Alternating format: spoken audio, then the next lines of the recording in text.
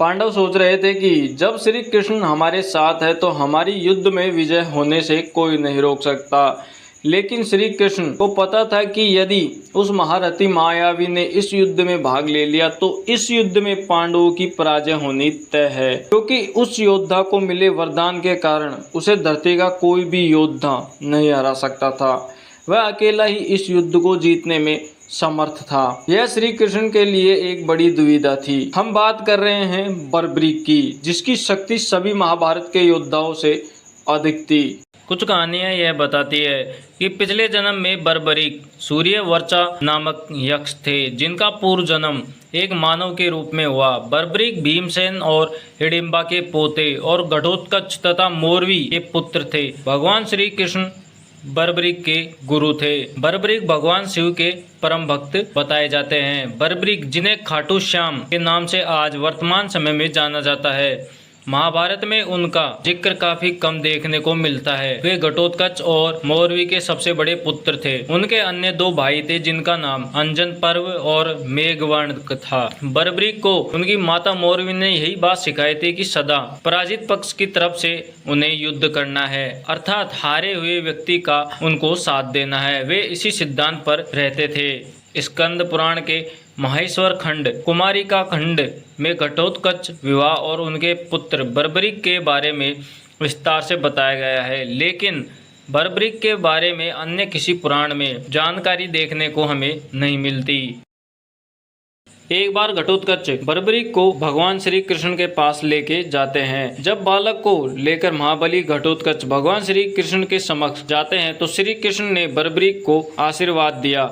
बालक बर्बरीक ने भगवान श्री कृष्ण से पूछा कि हे प्रभु, इस जीवन का सर्वोत्तम उपयोग क्या है, कृपया आप मुझे बताएं। तब श्री कृष्ण ने बर्बरीक के इन विचारों से प्रसन्न होकर उन्होंने उसे सुहृदय नाम दिया। भगवान श्री कृष्ण बोले कि हे बालक, इस जीवन का सर्वोत्तम उपयोग परोपकारी व निर्बल का साथी बनकर सदैव धर्म की रक्षा करना है, परंतु इस कार्य के लिए तुम्हें शक्तियों की आवश्यकता पड़ेगी। इसलिए तुम महिसागर क्षेत्र में सिद्ध अंबिकाओं व नव दुर्गा की आराधना कर शक्तियाँ प्राप्त करो। भगवान श्री कृष्ण के आदेश की पालना करते हुए बर्बरीक ने महिसागर क्षेत्र में सिद्ध अंबिकाओं की आराधना शुरू कर दी।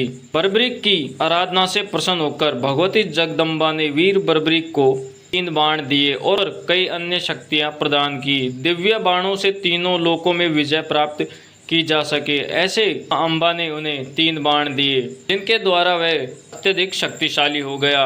और इसके बाद देवी ने उन्हें कंडिल नाम प्रदान कर दिया। सिद्ध अंबिकाओं ने वीर बर्बरीक को आदेश दिया कि वह उनके परम भक्त विजय नामक ब्राह्मण सिद्धि पूर्ण कराने में सहायता करे।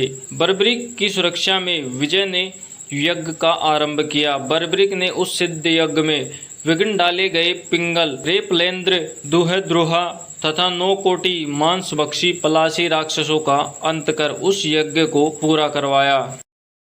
बर्बरीक को एक सर्वश्रेष्ठ धनुर्धर माना जाता है। बर्बरीक के पास 3 ऐसे बाण थे जिन्हें युद्ध क्षेत्र में मौजूद पूरी सेना को आसानी से खत्म किया जा सकता था। वे ऐसे बाण थे जो अपना लक्ष्य भेद कर वापस बर्बरीक के पास आ जाते थे। इसी कारण बर्बरीक को कभी कोई हरा नहीं सकता था। बर्बरीक के तीनों बाणों की यह विशेषता थी कि पहला बाण उन सभी चिन्हों को अंकित करता जिन्हें बर्बरीक नष्ट करना चाहता है, और दूसरा बाण उन वस्तुओं को अंकित करता जिन्हें वह बचाना चाहता है, तथा तीसरा बाण केवल उन लक्ष्यों को नष्ट कर देता था जिन्हें चिन्ह किया नहीं जाता। जब बर्बरीक को पता चला कि उनके दादा कौरव राजकुमारों के खिलाफ युद्ध करने जा रहे हैं तो वह युद्ध में भाग लेने के लिए घर से निकल पड़ा। उसने अपनी माँ से वादा किया कि यदि वह युद्ध में भाग लेगा तो केवल हारे हुए पक्ष की तरफ से युद्ध करेगा, जिस कारण भगवान श्री कृष्ण सभी योद्धाओं से पूछ रहे थे कि यदि उन्हें युद्ध करने की जिम्मेदारी दी जाए तो वे युद्ध को पूरा करने में कितना समय लेंगे।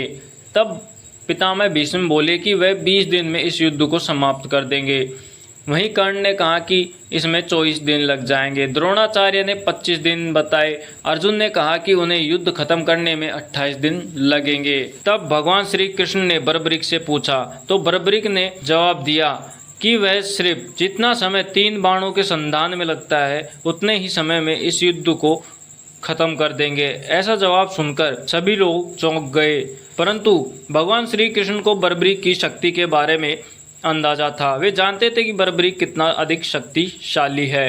भगवान श्री कृष्ण को इस बात का भी पता था कि इस धर्म युद्ध में अधर्म की हार तय है, यानी कौरव पराजित होंगे। लेकिन जैसे ही बर्बरीक कौरवों को पराजित होते देखेगा तो वह अपने प्रण के मुताबिक उनकी ओर से युद्ध में उतर जाएगा। श्री कृष्ण ने बर्बरीक से पूछा कि अगर वह युद्ध ना करे तो कैसा रहेगा, पर इस पर बर्बरीक ने जवाब दिया कि ऐसा नहीं हो सकता। वह योद्धा है और युद्ध तो करेगा ही, गुरु को दिए हुए वचन को भी निभाएगा। इतना कहते हुए वह बाहर चले जाता है। इस बात के कारण सभी पांडवों में खलबली मच गई और उन्होंने भगवान श्री कृष्ण से इस समस्या के समाधान के लिए निवेदन किया। तब भगवान श्री कृष्ण अगले रोज ब्राह्मण वेश में बर्बरीक के पास जा पहुंचे। तब वह ध्यान में लीन थे। उनके बगल में 3 बाण रखे हुए थे। ब्राह्मण को देखकर वीर बर्बरीक अपने ध्यान से उठ गए और बर्बरीक ने ब्राह्मण देव को देखकर उन्हें प्रणाम किया। ब्राह्मण ने पूछा कि हे वीरवर, यहाँ पीपल के पेड़ के नीचे ध्यान मुद्रा में बैठे रहने का क्या उद्देश्य है। तब बर्बरीक ने उन्हें अपना परिचय दिया और कहा कि वह युद्ध करने के लिए आए हैं। तब ब्राह्मण वेश में भगवान श्री कृष्ण ने कहा, तुम्हारे पास तो केवल 3 बाण हैं, इनके सहारे तुम कैसे युद्ध कर सकते हो। तब बर्बरीक ने ब्राह्मण देव को पूरी कथा सुनाई और ब्राह्मण ने पीपल के पेड़ की तरफ उंगली दिखाते हुए कहा, मान लो यह पीपल का विशाल पेड़ एक सेना और इसके पत्ते एक एक सैनिक, तुम कैसे इन्हें भेदोगे। बर्बरीक ने अपने बाणों का चमत्कार दिखाने के लिए अपना धनुष उठाया। तब श्री कृष्ण ने चुपके से पीपल का एक पत्ता अपने पैर के नीचे छुपा लिया। बर्बरीक ने अपने धनुष पर एक बाण चढ़ाया और पीपल के पेड़ की तरफ छोड़ दिया। सभी पत्तों पर निशान लग गए, जिसके बाद जैसे ही उन्होंने दूसरा बाण छोड़ा तो सभी पत्ते जमीन पर जा गिरे। तीर ब्राह्मण वेश में भगवान श्री कृष्ण के पैर में जा लगा। ब्राह्मण के पैर से खून देखकर बर्बरीक हैरान हो गए। उन्हें अंदाजा हो गया इस बात का कि यह कोई साधारण ब्राह्मण नहीं है, अन्यथा इसकी मौत हो जाती। बर्बरीक ये सोच रहे थे कि तब भगवान श्री कृष्ण ने उन्हें अपना असली रूप बताया। इसलिए ब्राह्मण वेश में भगवान श्री कृष्ण ने बर्बरीक से दान की इच्छा प्रकट की। बर्बरीक ने दान देने का वचन कर दिया। तब भगवान श्री कृष्ण ने बर्बरीक से उसका शीश दान के रूप में मांगा। सच जानने के बाद भी बर्बरीक ने सिर देना स्वीकार कर दिया, लेकिन एक शर्त रखी कि वह उनके विराट रूप को देखना चाहता है और साथ ही साथ वह महाभारत युद्ध को शुरू से लेकर अंत तक देखना चाहता है। भगवान ने बर्बरीक की इच्छा पूरी की। सुदर्शन चक्र से बर्बरीक का शीश काट दिया और सिर पर अमृत का छिड़काव कर दिया तथा उस शीश को एक पहाड़ी के ऊंचे टीले पर रख दिया, जहां से बर्बरीक आसानी से पूरा युद्ध देख सके। युद्ध समाप्त होने के बाद जब पांडवों में यह विवाद होने लगा कि किसका योगदान महाभारत युद्ध में अधिक है, तब भगवान श्री कृष्ण ने कहा कि इसका निर्णय बर्बरीक ही कर सकता है, जिसने पूरा युद्ध शुरू से लेकर अंत तक देखा है। बर्बरीक के पास जाने के बाद उन्होंने पूछा कि हे बर्बरीक, बताओ कि हम सब में सबसे अधिक कुशल योद्धा कौन है और किसकी भागीदारी इस युद्ध में सबसे अधिक है। तब बर्बरीक ने कहा कि इस युद्ध में सबसे बड़ी भूमिका तो स्वयं त्रिलोकी के नाथ भगवान श्री कृष्ण की है। पूरे युद्ध भूमि में मैंने केवल सुदर्शन चक्र को घूमते हुए देखा है। श्री कृष्ण ही युद्ध कर रहे थे और श्री कृष्ण ही सेना का संहार कर रहे थे। यह सब सुनने के बाद पांडव निराश हो गए और भगवान श्री कृष्ण ने बर्बरीक को वर दिया कि मेरे श्याम नाम से पूजे जाओगे।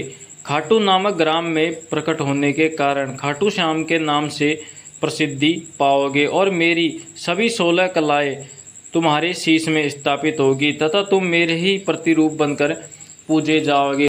वर्तमान समय में जिन्हें हम खाटू श्याम जी के रूप में पूजते हैं वे महाभारत के वीर योद्धा बर्बरीकी हैं, जिनका नाम हारे का सहारा है।